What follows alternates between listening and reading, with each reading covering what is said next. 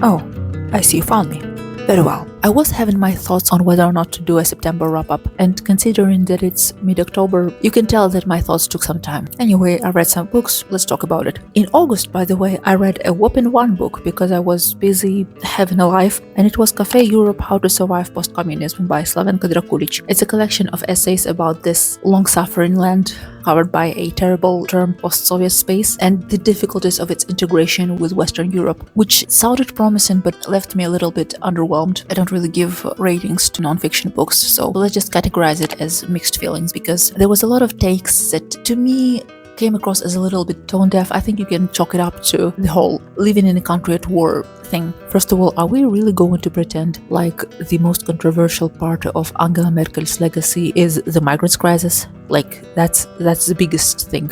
Okay. I mean, it just looks a little different from where I sit, is all I'm saying. Besides, it was a little gritty to read Slavenka Drakulić bemoaning the fate of Soviet-era mosaics in Ukraine, because I'm not saying that none of them had any cultural significance. It's just that it's really, really not the biggest problem we're facing right now. And if I'm being honest, in my opinion, it's kind of dwarfed by the scale of the damage that Soviet regime caused to Ukrainian culture. So when none of this is discussed, you kind of want to ask her to just read the room. It's basically a sequel because Drakulić wrote Café Europa, Life After Communism in the 90s, and she's kind of revisiting the subject. I don't know if it's very insightful for someone who lives in Eastern Europe. Maybe it is more informative for someone who lives farther in the West. Ironically, my main problem with this book was that there was very little Russia in it, or to be more precise, Russian influence, and the way it challenged and keeps challenging the integration of former Soviet republics and Eastern Europe in general with the West. So without it, there is a certain gap in the narrative, and we just watch Drakulić having opinions about the things that aren't exactly connected with each other, but it still can be read as like a small collection of facts, if you will.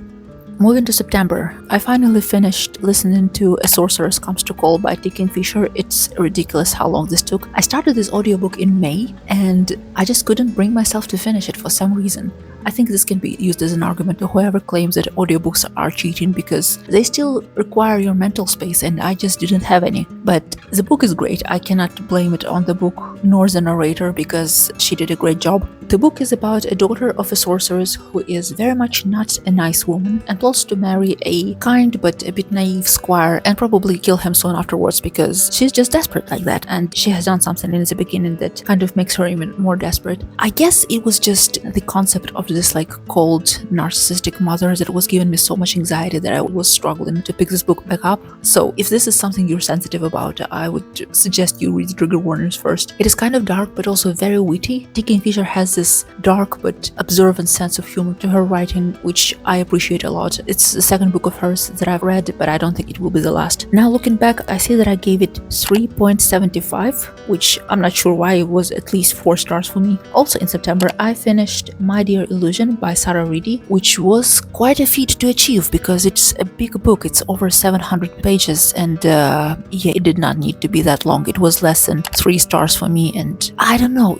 I really wanted to like this book so much more than I did because the premise is amazing. There is these 4 families that secretly rule the world because they are the only ones who can conjure or think or will things into existence, and every 100 years they hold these games to decide which family or the heir of which family will be the one in charge for the next 100 years. And our protagonist is a lockpick, which means that she can undo illusions, which makes her very unique, of course, and in a lot of danger, because if those guys catch her, they will kill her, and it will not be a swift process. Nevertheless, she ends up taking part in these games as a body or an assistant to one of the participants, and it all unravels from there. It's a very interesting story when you get to the story, but it's so terribly overwritten. Everything that can be explained 10 times is explained 15 times just to be sure. It was very frustrating because the story is good, but like it was buried under paragraphs and paragraphs of over-explanation. And it's part of the series, by the way, like it's the first book in the series, so now I'm kind of hooked and I will probably have to read the next one. But if the next one is just as overly written as this one, I don't know, I'll really struggle to get through this. Also, I have another huge bone to pick with this book, but it's a spoiler, so I'll put up some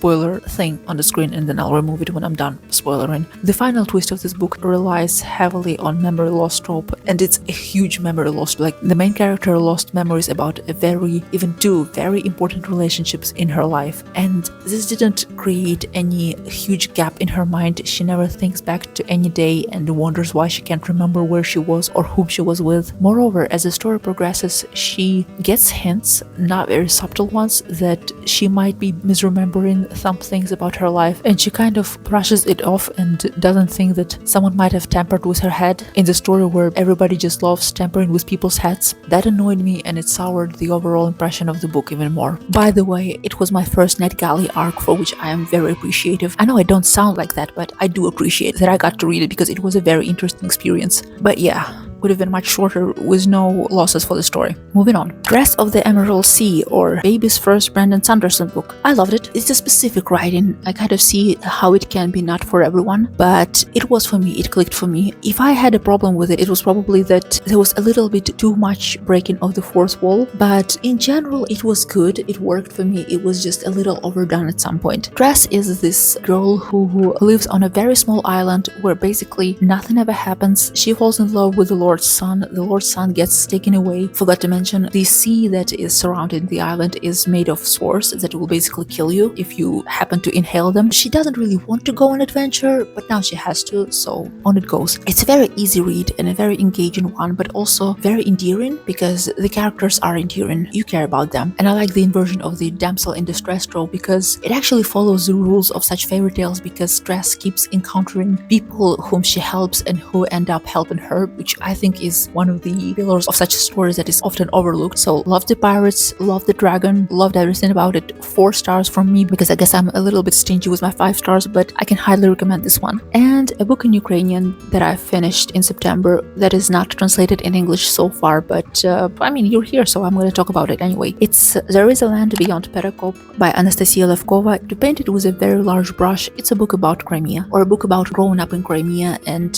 kind of coming to terms with your identity. Author was born on mainland Ukraine in Starokostantiniev, and she started working on the book in 2012 before the annexation of Crimea, and after that it obviously impacted her work and the story quite a lot. The protagonist is an ethnical Russian who grows up among Crimean Tatars and Ukrainians on this peninsula that has so many ethnicities living there, and she basically has to come to terms with the fact that she is the descendant of colonizers, more or less, or at the very least that's her formal background. We don't know exactly her ethnical origins, but that's less important than who raised her and what kind of narrative she had to confront as she becomes her own person. If this book ever gets translated into English, I would call it alternatively Russian imperialism for dummies, because Levkova spares no effort to just spell it out what exactly Russian imperialism is and how it works through Russian culture, and how Russia uses its soft power to promote the idea of its superiority to then follow it up with its tanks and people with guns. She dissects the process of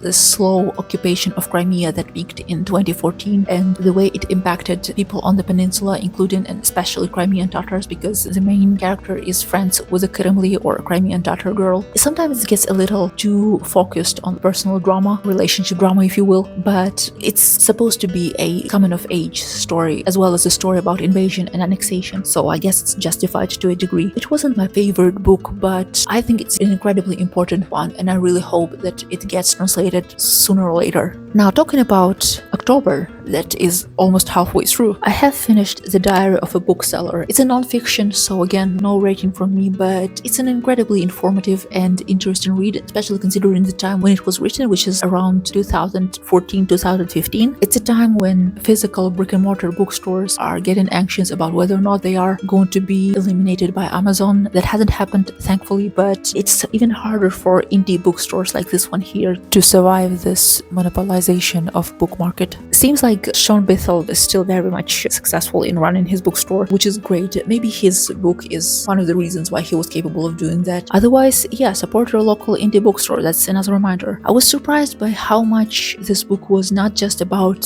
selling books or buying books, but about community and being a part of your community, and also about losses, because people die in this book, surprisingly. Who would have thought? There are quite a few mentions of death and people just passing away through the passage of time or because of disease disease. And it's not exactly super sad because Shaun isn't very wordy about his emotions here, but it kind of gives you pause and serves as a reminder how books are about people, and especially used books are about people more than anything else. There was this one episode when he sells a very old, ancient edition of Decameron to a young Italian woman, and he recalls how he bought this book from a library of a deceased Italian who was a daughter of an Italian man who came to Scotland, started from scratch, opened a cafe, basically built a life there. But well, she was their only daughter, she died of old age alone, she didn't have children, the cafe had been closed for a while now. That's like an entire human story that ended in a natural way. It's not a tragedy, it's just life, and it's sad, but it's also a closure of its own, so to speak. So yeah, used books are interesting because they have been part of someone else's story before they became yours.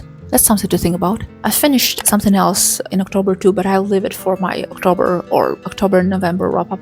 And with this, I bid you farewell. Have a nice day or whatever it is you're having, and enjoy your reading.